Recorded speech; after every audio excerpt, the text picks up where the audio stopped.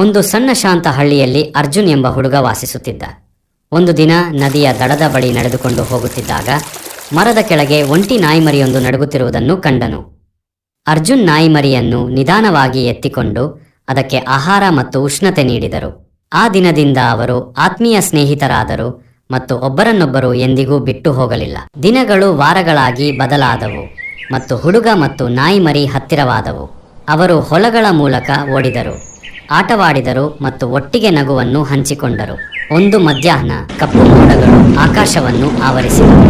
ಒಂದು ಭಾರೀ ಬಿರುಗಾಳಿ ಬಂದು ಅರ್ಜುನ್ ಮಳೆಯಲ್ಲಿ ಸಿಲುಕಿಕೊಂಡನು. ನಾಯಿಮರಿ ಅವನನ್ನು ಹುಡುಕಲು ಧಾವಿಸಿತು. ಆ ನಾಯಿಮರಿ ಅರ್ಜುನ್ ಪಕ್ಕದಲ್ಲೇ ಇತ್ತು.